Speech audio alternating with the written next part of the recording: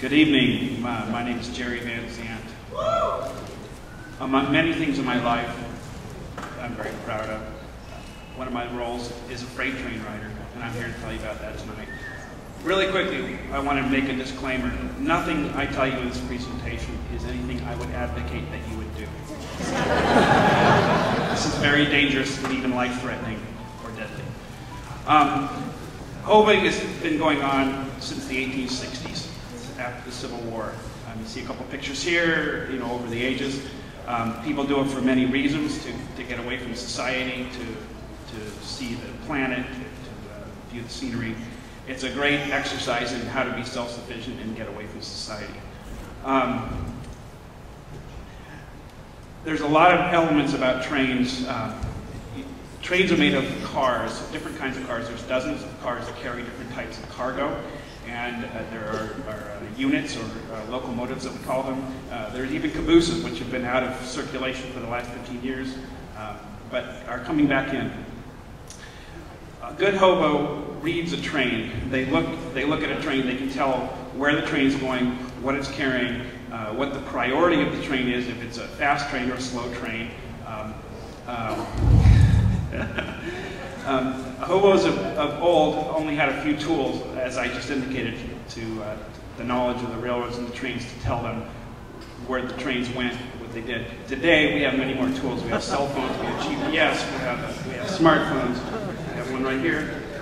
We have scanners that tell us where the trains are going. We can get on the internet and immediately tell where a specific car is headed. There are many hazards to hoboing. You have the weather, you have the inexperience of riders, which is a deadly thing, actually. You have doubles, which is another word for the railroad police. You have train derailments. You see a rail going bad here on the picture, and you have rail fans who will call you in on their cell phones if they see you on the trains.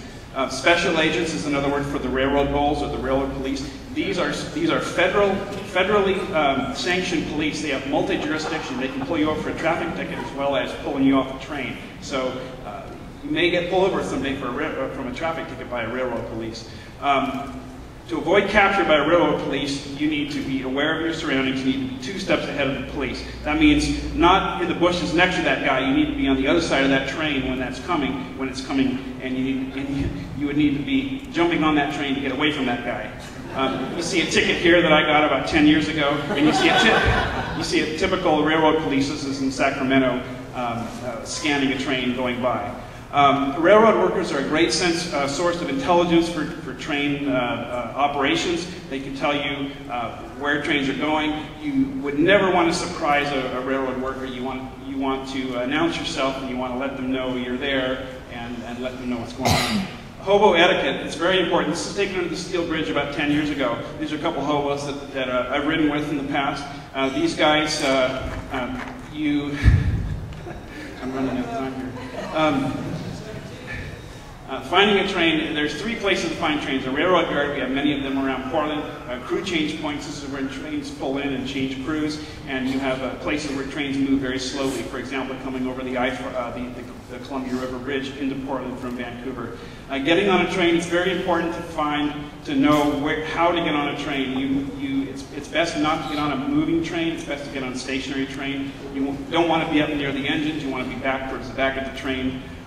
Getting off of the train, you always throw your gear off first. The test to get off the train safely is you get down the ladder and you touch your foot to the ground. If it kicks you in the butt quickly, that means it's going too fast.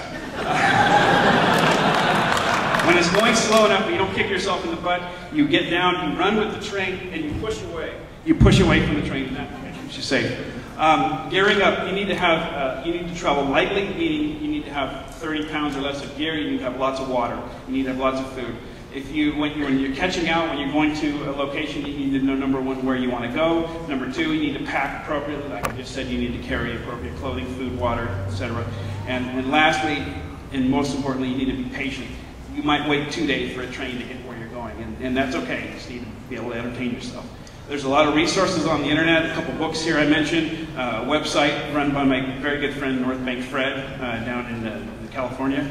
And lastly, how can you say no to a view like this? Thank you very much.